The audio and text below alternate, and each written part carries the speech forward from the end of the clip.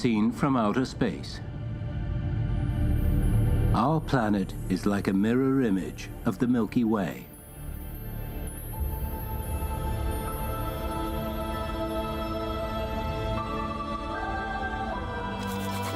From the first campfires to modern metropolises, these are the lights of civilization.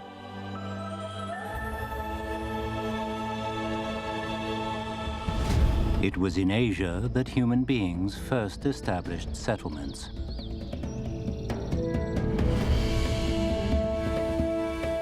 The memories preserved here for thousands of years form a major part of the great encyclopedia of human civilization.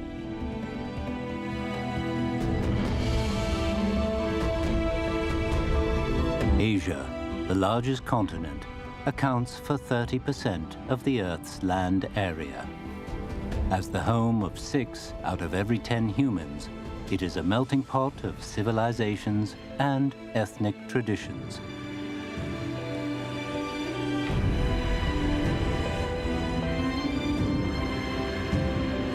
From the Tigris and Euphrates in the west, and the Indus and the Ganges in the south, to the Yellow and Yangtze rivers in the east, and across Southeast Asia and elsewhere, Asian civilizations have risen, interacted, and learned from one another.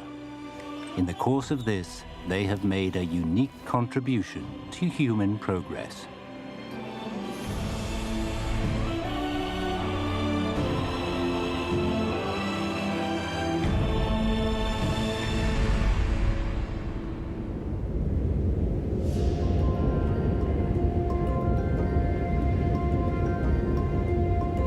Yunnan province in southwest China is the location of Asia's biggest seed vault. Here, at 20 degrees below zero, the seeds of more than 10,000 plant species are stored. The vault is an example of how humankind is preparing for an uncertain future. Civilization became possible once early Asians had begun to plant seeds over 10,000 years ago.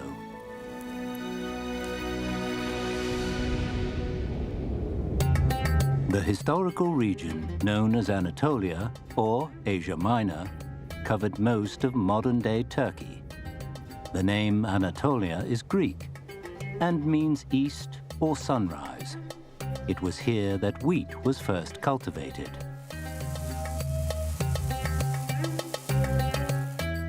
Çatalhöyük on the Anatolian plateau is the world's earliest known agricultural settlement. 10,000 years ago, hunter-gatherer tribes realized that cultivating wheat would provide them with a more stable food supply.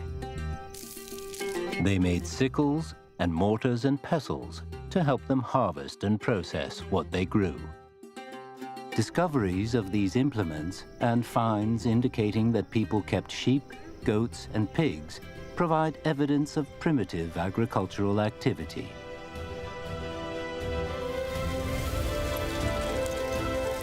By securing a stable and reliable food supply, humankind demonstrated that it could harness nature. In this way, it took the first steps along the path of civilization.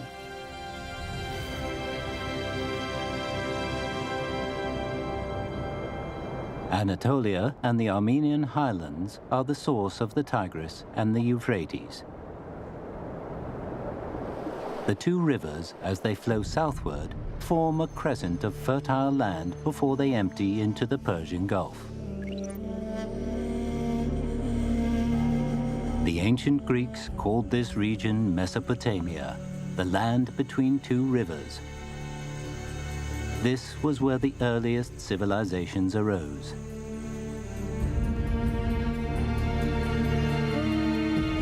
It was along these two rivers that, 6,500 years ago, the world's first system of canals and dams was constructed. Humankind had discovered irrigation. The inscription on this piece of clay is the oldest known formula for working out the area of a right-angled triangle. It was used by the ancient Mesopotamians to calculate water flow in their canals. 3,800 years ago, King Hammurabi of Babylon oversaw the construction of a system of canals, through which water was directed to where it was needed.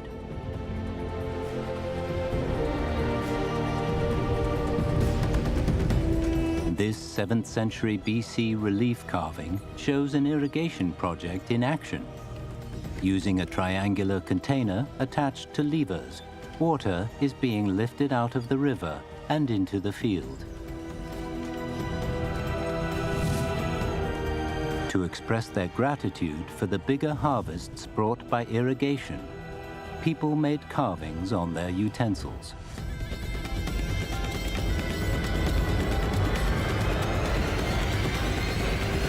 Around the time that the earliest wheat fields were being cultivated in Mesopotamia in West Asia, the first rice paddies appeared along the Yangtze River in the east.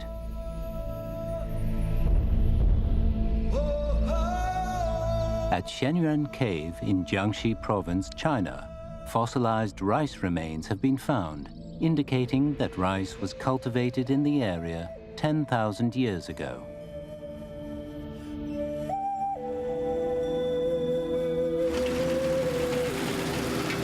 The prologue to civilization opened with wheat and rice being planted in Asia. Still today, they remain humankind's main staple foods. By satisfying their most basic material need, the people of Asia established a foundation on which they could build civilizations.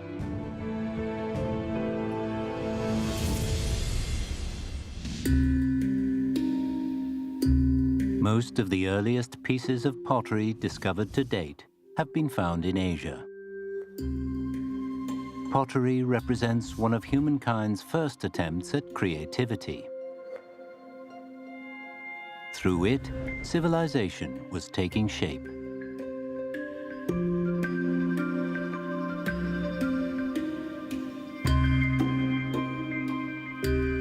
In 2012, the 20,000-year-old fragments found in Jiangxi, the oldest known pottery in the world, were listed by Archaeology magazine as one of the top 10 discoveries of the year.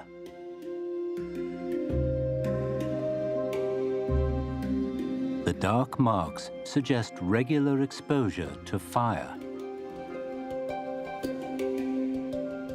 Before metal smelting was developed, pottery was used for preparing, storing, and cooking food.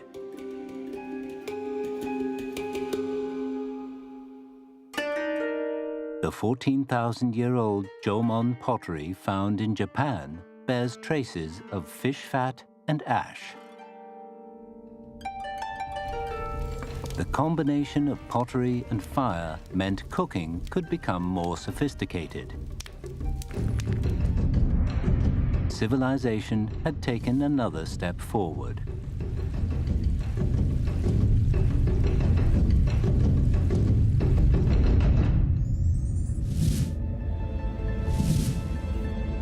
Before long, different types of pottery began appearing across Asia.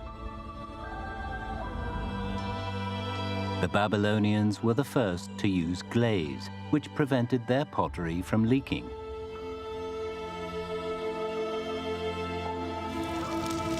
The Hittites of West Asia were the first to develop the skills of firing pottery at high temperatures.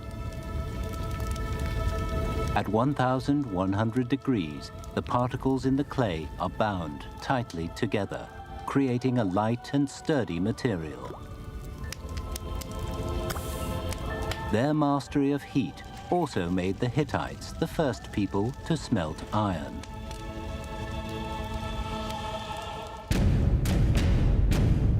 Beside the Yellow River in China, an ancient wonder was fashioned out of pottery.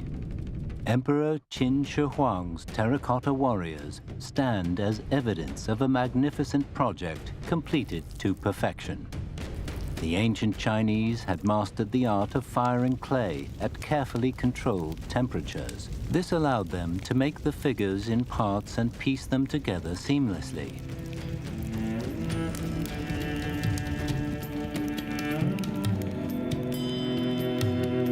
The names of 80 craftsmen have been found on the bodies.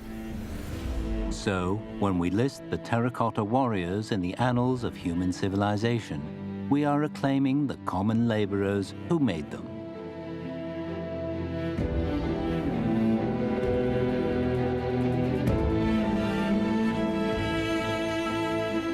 Several centuries later, in the busy kilns of China's Eastern Han Dynasty, pottery finally realized its true potential.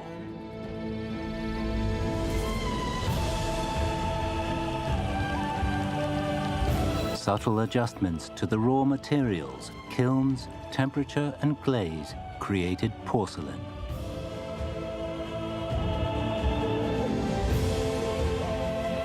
Chinese porcelain, a product of Eastern aesthetics and wisdom, transformed how people lived.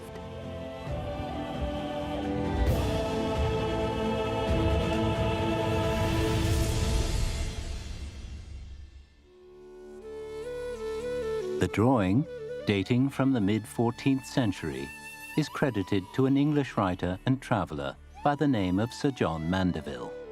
During a visit to Asia, he claimed to have come across a tree in India bearing tiny lambs. What he had actually seen was a cotton plant. The German word for cotton, Baumwolle, is made up of the words for tree and wool.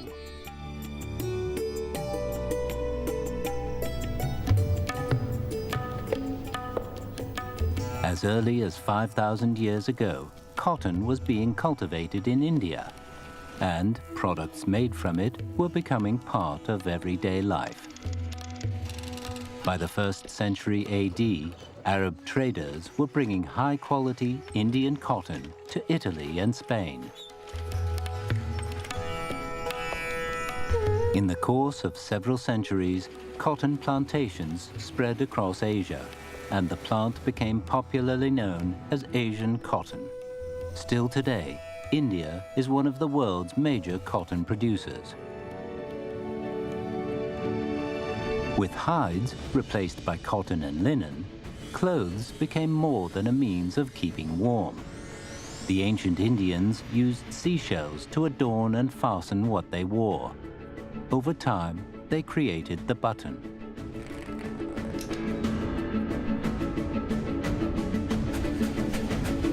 The pursuit of beautiful and comfortable clothing reached new heights with the emergence of silk. The world's earliest silk products appeared near the Yangtze River in China. The Qianshanyang site in Zhejiang province is known as the birthplace of silk.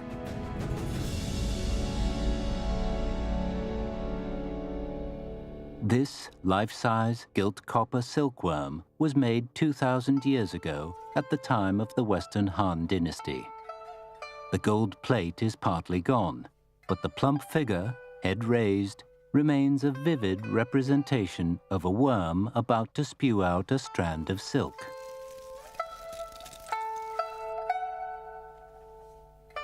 The fact that gold and copper were used and skilled craftsmen employed to depict them shows how highly silkworms were valued. Peering over the horizon, the figure could see the Silk Road stretching from East Asia to Europe.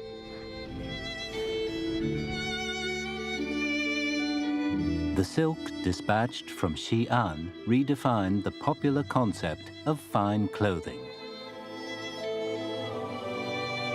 The arrival of cotton and silk allowed Asians to imbue their clothes with elements of aesthetics and culture.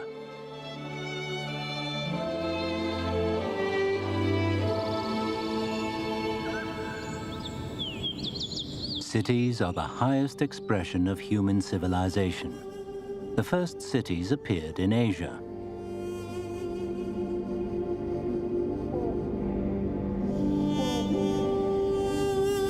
"6,000 years ago, in Mesopotamia was a flourishing Sumerian urban center.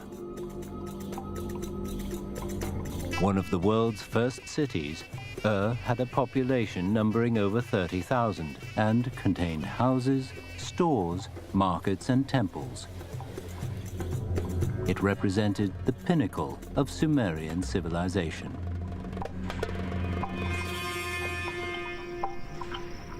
The Sumerians had originally migrated to southern Mesopotamia 7,000 years ago.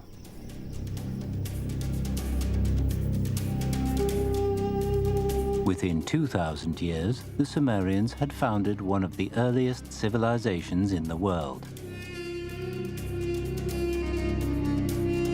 Archaeologists associate Mesopotamia with numerous discoveries and inventions, including the calendar.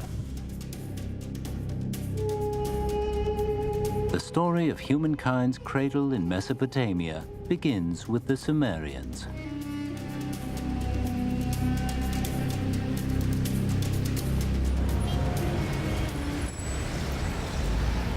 Indus Valley civilization embraced the concept of a modern city relatively early.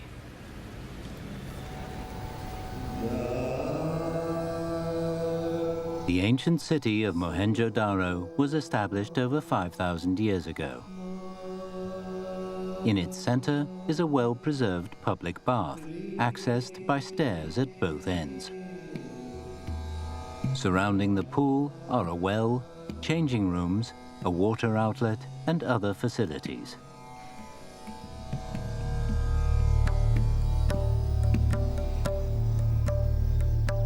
If we could travel back in time, we would find a city with an infrastructure that would seem remarkably modern. Mohenjo-Daro had a sophisticated sewage system and even the world's earliest sitting toilet.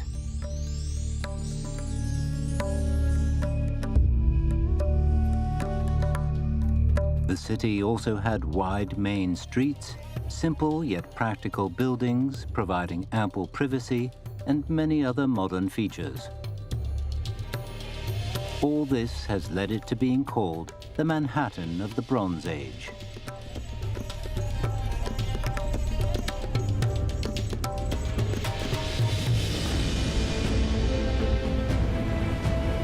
Cities brought people together in large numbers.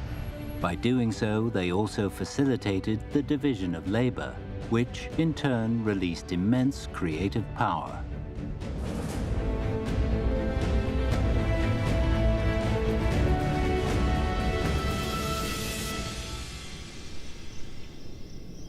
Ancient records tell of a magnificent construction project undertaken in Mesopotamia in the 6th century BC.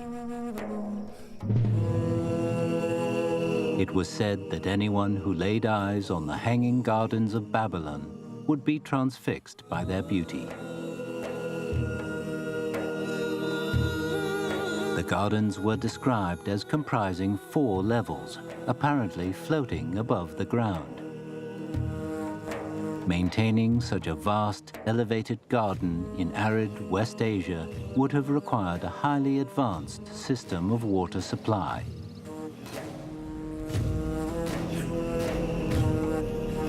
Although no physical remains of the Hanging Gardens of Babylon have ever been found, the beauty, ingenuity, and mystery of this ancient wonder continue to fascinate scholars to this day.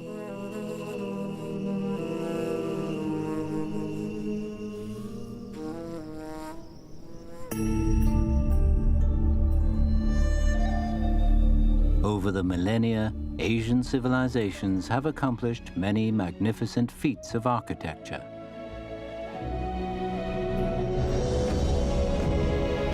The Great Wall of China, Borobudur Temple in Indonesia, Angkor Wat in Cambodia, and the Taj Mahal in India. Collectively, they are known as the 4 wonders of the ancient East.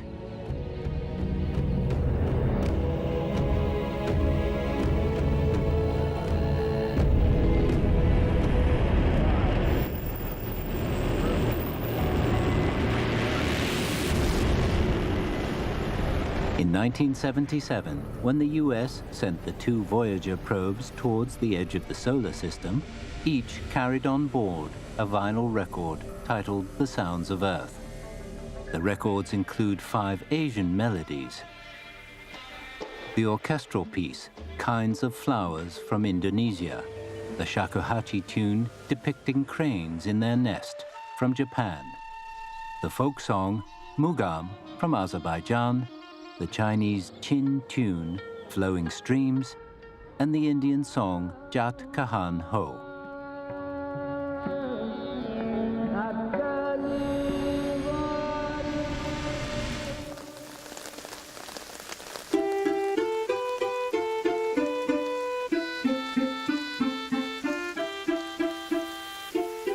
This touching melody could be heard in Asia 5,500 years ago.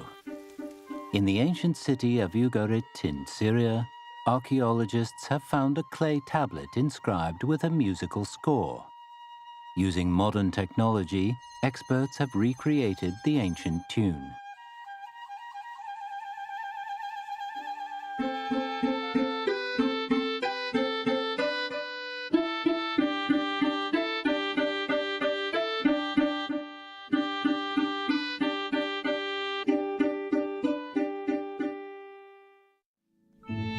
A Jiahu bone flute, discovered in China, is the world's oldest playable wind instrument.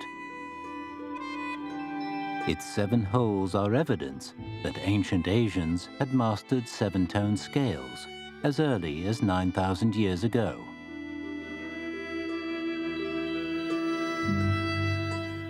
The ancient music of Asia is one of humankind's great cultural treasures. East, South, Southeast, Central, and West Asia all developed their own unique musical culture.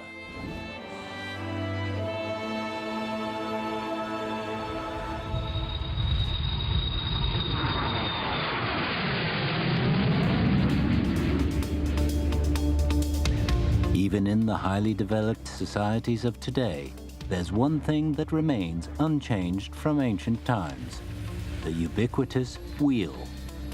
The wheel's invention in Asia was as important to humankind as the discovery of fire.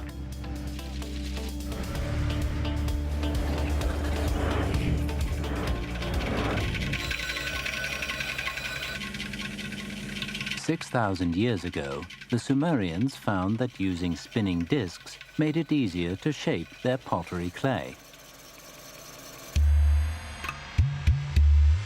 Although the potter's wheel wasn't designed for transportation, the secret of the wheel had been unlocked.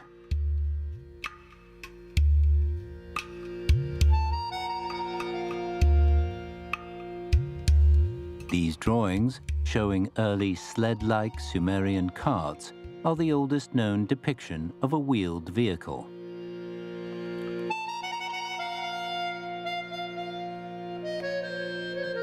American anthropologist Robert Lowy wrote that every society that has used the wheel inherited it from the Babylonians, directly or indirectly.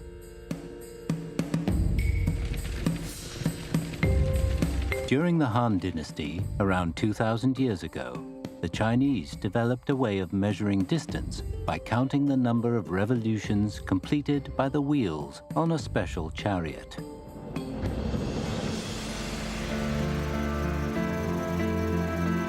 Having entered the world stage, the wheel was destined to remain a fundamental part of human civilization.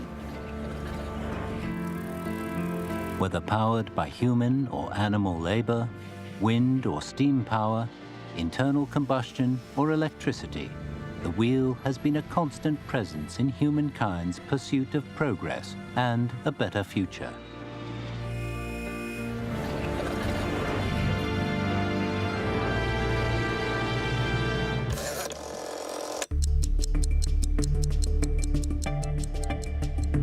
Another of the great Asian inventions that have helped promote human progress is numerals. The numbers we use today have been bequeathed to us by the people of ancient India.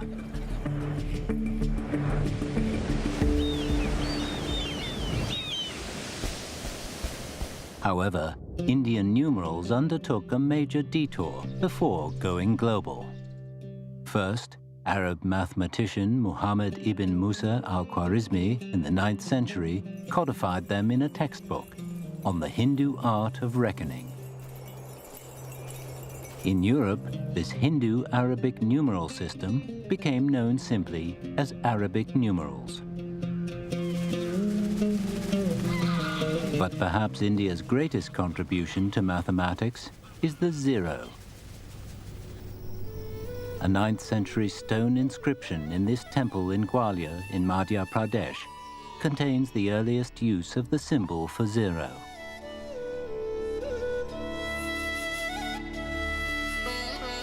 Here, a sutra recording the number of ritual offerings refers to 2, 7, and 0.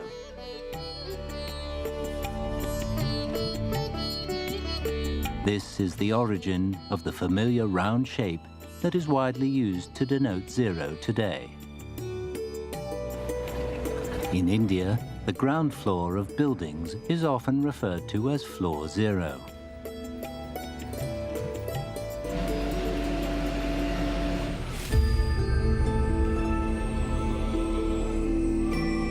The rhythms and routines that we follow in our daily lives today are the creation of Asian civilizations. In ancient Babylon, an hour was defined as 60 minutes, a minute as 60 seconds, 7 days as a week, and 12 months as a year. A year was reckoned to be 365 days, 6 hours, 15 minutes, and 41 seconds long. This deviates from the modern calculation by just 26 minutes and 55 seconds. The ancient Chinese invented negative numbers, and the ancient Indians determined the circumference of the Earth to within 100 kilometers of the actual figure. Arabs invented algebra and trigonometry. They were also the first to calculate the length of the prime meridian and to reason that the Earth spins on its axis and orbits the Sun.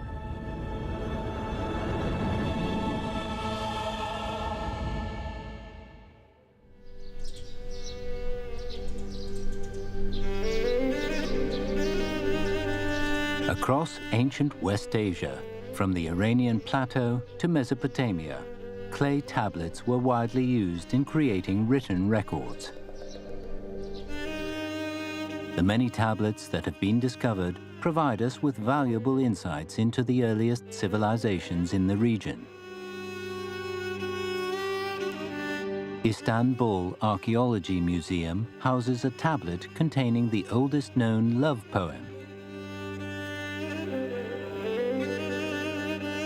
The poem is rendered in cuneiform script, a writing system developed by the ancient Sumerians. Cuneiform was employed in transcribing around a dozen languages across West Asia. By means of the written word, information could be transmitted through time and space. Today, it allows us to bond with our ancient ancestors, even after thousands of years.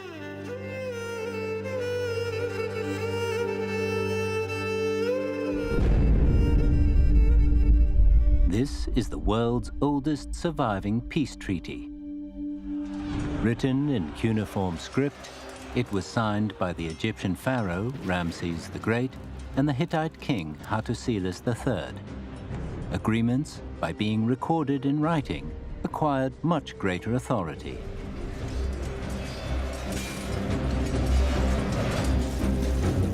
After being in use for around 3,000 years, cuneiform script gradually disappeared.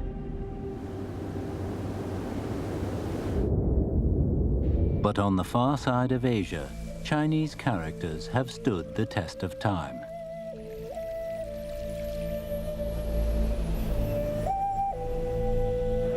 With their origins going back 5,000 years, Chinese characters have a longer, uninterrupted history of use than any other script in the world.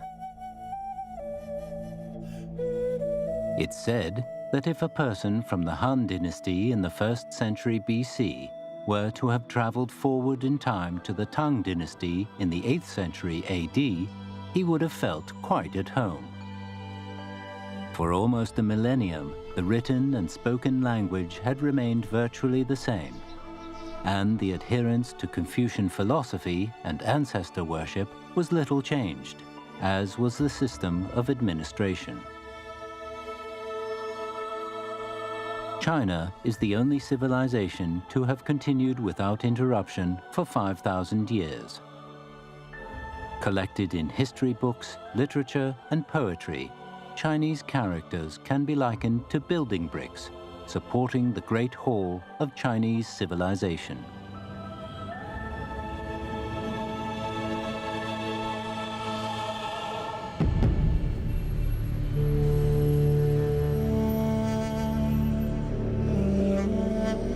The Louvre in Paris houses a large basalt stele. Inscribed on it is the Code of Hammurabi, king of Babylon. This is one of the oldest and most comprehensive legal codes ever discovered. It gives physical form to one of the greatest achievements of Eastern civilization. The Code of Hammurabi would have a major influence on later legal systems. The inscription records the legal principles employed by King Hammurabi in governing his kingdom. He could never have foreseen how far and for how long the influence of his laws would extend.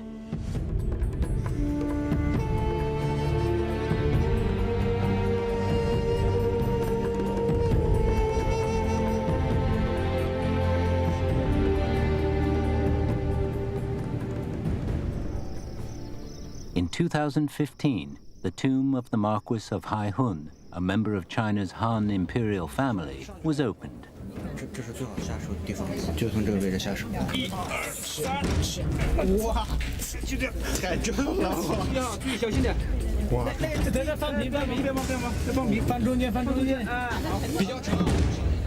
In the tomb were found more than 5,200 mud-covered, inscribed bamboo slips. Contained on these slips is the Qi analects, which had been lost for 1,800 years. As one of 3 ancient versions of the analects of Confucius, they are a vital reference for the study of the thought that has influenced all of East Asia for thousands of years.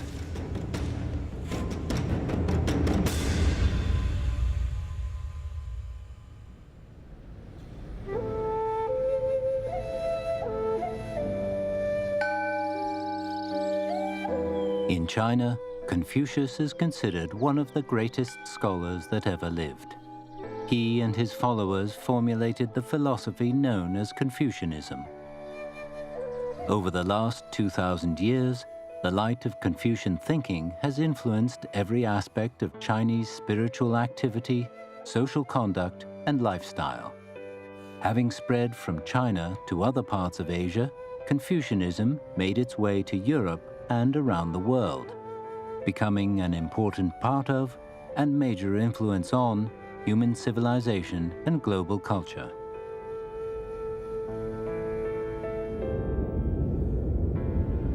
In 18th century France, translations introduced scholars to the thoughts of the ancient sage from the East. The Enlightenment philosopher Voltaire was especially impressed by what he read. In his philosophical dictionary, he wrote of Confucius, "Let us acknowledge that no legislator ever announced to the world more useful truths." And he quoted one of Confucius's best-known sayings, "Do to another as to thyself."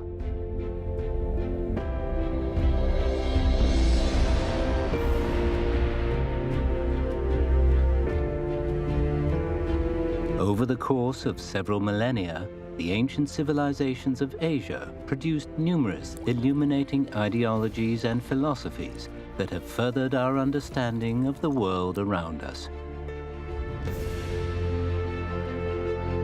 This power to shed light is the core of civilization.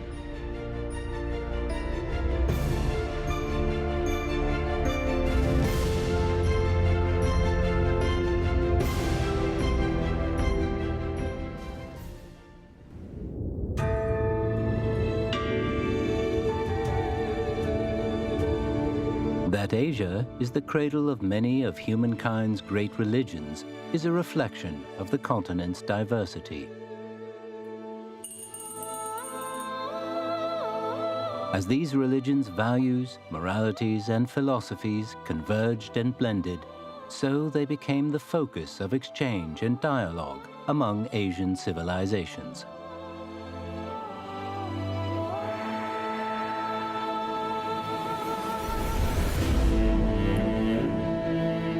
Throughout history, the splendor of Asian values and Oriental wisdom has never faded. Asia's contributions are not confined to the ancient world. The values and wisdom that developed here still inspire humankind as it continues to progress. Despite their great diversity, Asia's civilizations share many common underlying features. Like so many bright lights, when they come together, they can illuminate all of Asia and the world.